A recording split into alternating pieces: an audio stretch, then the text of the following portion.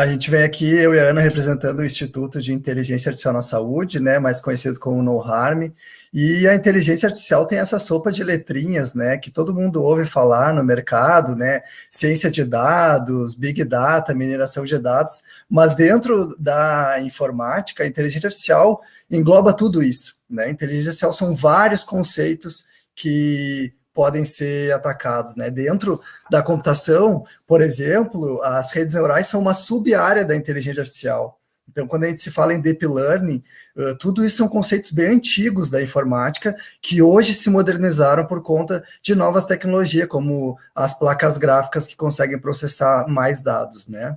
E a gente tem um livro bem interessante do Eric Topol, que fala muito desses exemplos, né, que é o livro Deep Medicine, que é um livro muito interessante, porque ele fala dessa questão da gente trazer a tecnologia para melhorar o cuidado à saúde, né? Então, esse subtítulo já diz, né, que a gente quer trazer mais humanidade para a saúde. E esse livro é super interessante, que traz vários exemplos de sucesso e insucesso. O artigo do Matin fala um pouco de como trazer sucesso em pesquisas de IA na saúde. Então, não basta só eu desenvolver um algoritmo dentro da computação, eu preciso que esse algoritmo seja avaliado, a adoção dele dentro da prática clínica, a gente colete sugestões dos profissionais da saúde até chegar na implantação da prática clínica. Então, tem que passar por todos esses estágios para que a gente consiga entregar valor para a saúde utilizando tecnologia. E existe aí algumas dificuldades nessa implantação. Então, a gente precisa que os profissionais confiem nesse modelo preditivo, depois a gente precisa traduzir esse algoritmo numa ferramenta para a prática clínica. Só o algoritmo não é suficiente, a gente precisa de uma ferramenta onde os profissionais consigam interagir com ela, e para isso precisa de uma colaboração muito forte com os profissionais da saúde. Não basta só a gente desenvolver modelos preditivos, a gente precisa da colaboração com os profissionais da saúde. E existem vários exemplos já práticos no Brasil do uso da inteligência artificial e de ciências de dados na saúde. O exemplo mais clássico é o robô Laura, né? Acho que talvez a maioria conheça aqui o sonho de Laura, que é essa startup de Curitiba que utiliza inteligência artificial para predição de deterioração clínica, né? Eles estão em diversos hospitais e é um case de sucesso, né? O primeiro robô que salva vidas no Brasil, muito interessante. A gente tem aqui em Porto Alegre uma startup chamada Qualis, que eles utilizam também inteligência artificial para trazer mais segurança no uso de antimicrobianos, né? Então, eles fazem esse stewardship de antimicrobianos e parte do processo de trabalho deles é utilizando inteligência artificial. Além disso, a gente pode utilizar a inteligência artificial para transcrição de laudos, né? Ao invés do médico ficar digitando, ele vai falar e vai fazer essa transcrição. Isso também é utilizando redes neurais. Tem uma startup que desenvolveu isso no Brasil sem utilizar softwares do Google, proprietários da Amazon, eles mesmos fizeram isso. Mas a inteligência artificial não é só utilizar algoritmos para fazer predição.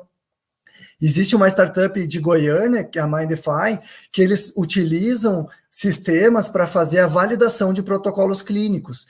Então, não necessariamente o sistema vai ficar aprendendo, mas é um sistema que automaticamente vai validar se o protocolo clínico, por exemplo, de COVID está sendo utilizado com o paciente que entra no hospital.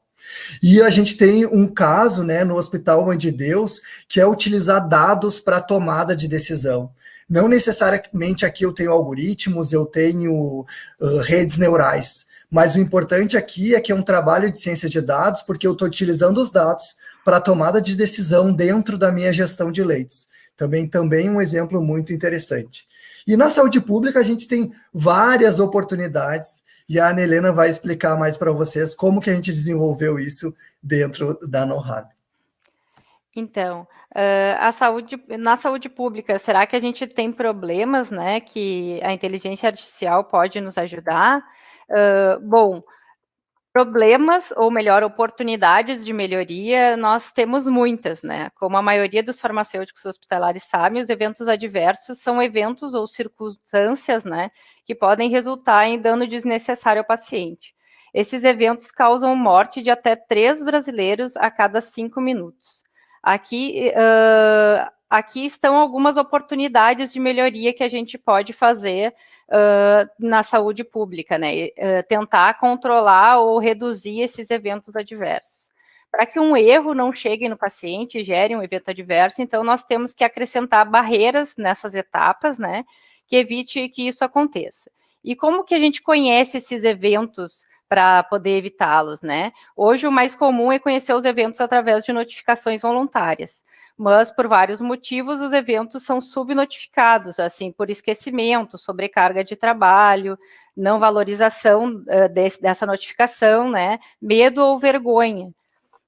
Para que a gente possa conhecer os eventos, muitas vezes é necessário, então, uma busca ativa, já que eles são subnotificados, né? E para isso a gente tem uma ferramenta que é do IHI, que é como se fosse um manual de instruções que pode ser utilizado para fazer uma checagem nos prontuários buscando esses eventos. Mas ele leva muito tempo, né? Dispensa muito tempo dos funcionários, o que a gente não tem, né? Na saúde pública, o que a gente mais tem é funcionário, o que menos tem é funcionário com tempo, né? Então, o Henrique é meu irmão, né? E ele estava iniciando o doutorado com um trabalho de inteligência artificial em textos, conhecidos como processamento de linguagem natural. Nós, então, conversando sobre os nossos trabalhos, a gente pensou em alterar a pesquisa dele para desenvolver um algoritmo capaz de detectar esses eventos adversos em prontuários eletrônicos. Então, a gente escreveu, né, um projeto, né, com o objetivo, então, de automatizar essa detecção e que foi aprovado no Comitê de Ética. Então, para começar a pesquisa, nós tínhamos que escolher, dentre os diversos incidentes que pode causar dano ao paciente, os mais ligados aos dados do prontuário eletrônico, que daí a gente pode ser capaz de fazer um trabalho com inteligência artificial. Por eu trabalhar na avaliação de prescrição, nós resolvemos, então, iniciar o trabalho com os eventos de erro de medicação. Quais são as etapas, então, do erro de medicação? É a prescrição, dispensação e administração. A avaliação farmacêutica, ela acontece após a prescrição e antes da dispensação, né? De preferência, seria antes da dispensação. Nós obtivemos, então, através da gerência de informática, 5 anos de prescrições, né, que viabilizaram o projeto. Depois de processar esses dados, nós criamos um algoritmo que foi capaz, então, de detectar esses potenciais erros de prescrição. E em função da falta de farmacêutico suficiente para validar 100% das prescrições na maioria dos hospitais, né, antes da dispensação, a gente necessita, para priorizar essas prescrições, definir, né, como vai ser feita a priorização. Então, Henrique, a inteligência artificial pode nos ajudar nessa priorização? Então, sim, a ideia é que a gente utilize essas informações que já estão no prontuário eletrônico para fazer a priorização dos pacientes. Então, aqui, o algoritmo que a gente desenvolveu, ele vai pegar essa distribuição daquilo que é mais comumente prescrito no ambiente hospitalar e criar esse mapa de calor onde mostra quais são as prescrições que são mais comuns dentro do padrão hospitalar e aquelas que são fora do padrão. Então, com esse score de avaliação, a gente consegue ordenar os pacientes que têm mais prescrição e posologia fora do padrão para cada medicamento, e assim a farmacêutica vai conseguir, então, priorizar aqueles pacientes que têm medicamentos potencialmente inadequados. E quando ela avalia esse paciente, vai estar ordenado aqueles medicamentos que estão mais fora do padrão, então ajudando com a explicabilidade da inteligência artificial a ela priorizar aqueles pacientes que têm um potencial maior de ter erros de prescrição.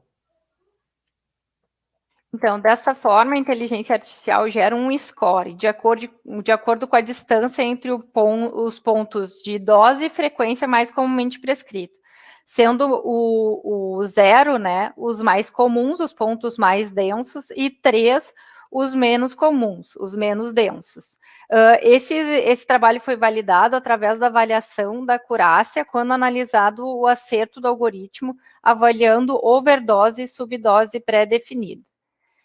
Que tipos de potenciais erros esse algoritmo pode detectar, né?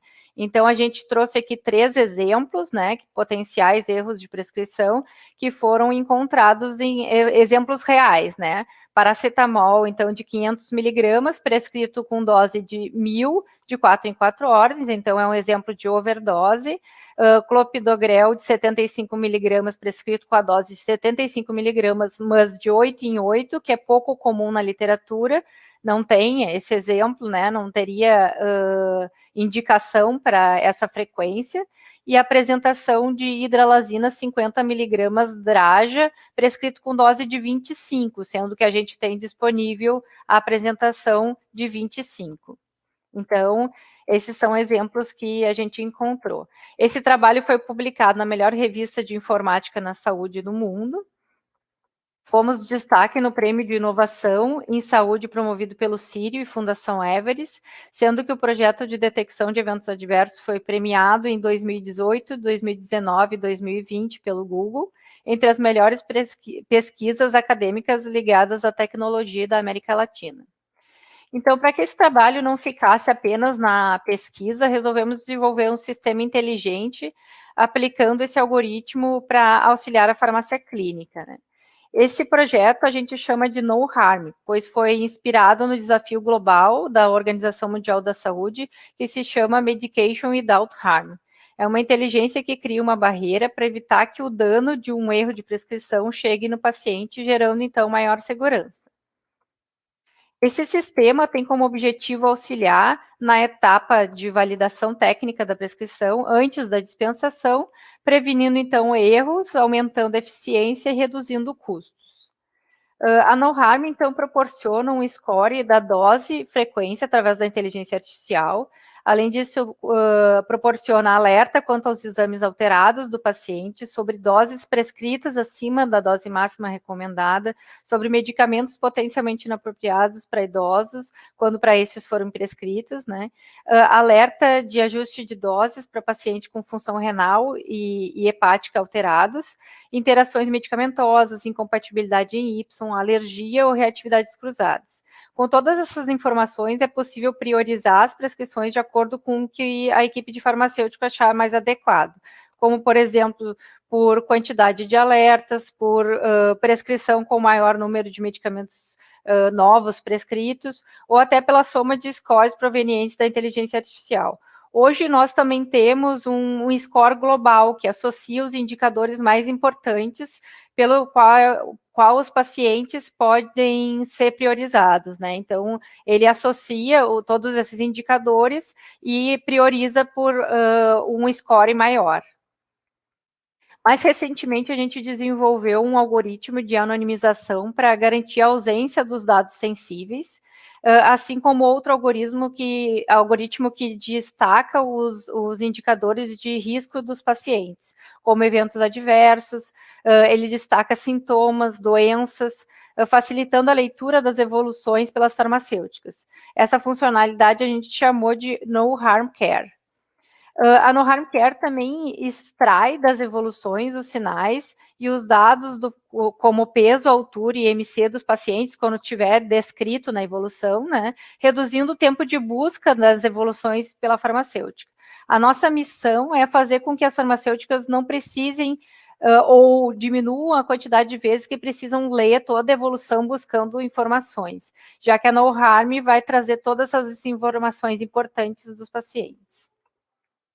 Como esse projeto foi evoluindo e várias ideias surgindo, né, achamos importante a criação do Instituto de Inteligência Artificial na Saúde para centralizar toda essa missão que tínhamos em mente. Então, melhorar o sistema de saúde do Brasil através da tecnologia, ensino e pesquisa, com o foco no aumento da segurança do paciente e eficiência hospitalar.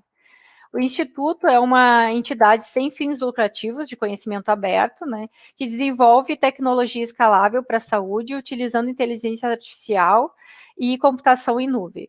Nosso propósito é converter o lucro do Instituto em implantação de melhorias do SUS de forma gratuita. O nosso foco, então, é entregar esse valor para as pessoas que potencialmente não teriam acesso a essa tecnologia. Então, criando uma tecnologia inclusiva. Existem vários voluntários que nos ajudam nessa missão de trazer a melhoria para o sistema de saúde, e eu agradeço a todos eles, inclusive a Gabi é uma delas, né? Esses voluntários formam um time espetacular, estão espalhados por todo o Brasil, inclusive na Austrália também, viabilizando esse projeto. A atuação do Instituto se baseia em 3 pilares, então a pesquisa, o desenvolvimento e o ensino, e nós começamos pela pesquisa, indo então para o desenvolvimento e na implantação do sistema percebemos a importância do ensino para que a ferramenta trouxesse ainda mais benefício, né? Até hoje foram mais de 120 mil prescrições avaliadas com a NoHarm, portanto mais de 9 mil vidas impactadas através de uma barreira que proporciona maior segurança para o paciente. Só no Complexo Hospitalar Santa Casa foram mais de 80 mil avaliações da farmácia clínica, com 75% de aceitação das intervenções realizadas e mais de 5 mil vidas impactadas, com aumento de 4 vezes o número de prescrições avaliadas, ou seja, aumentando a eficiência da equipe de farmácia clínica e qualificando a análise. Queremos agradecer, então, o convite do CRF de São Paulo para mostrar esse trabalho que nos dá tanto orgulho, né? Ficamos disponíveis para as perguntas.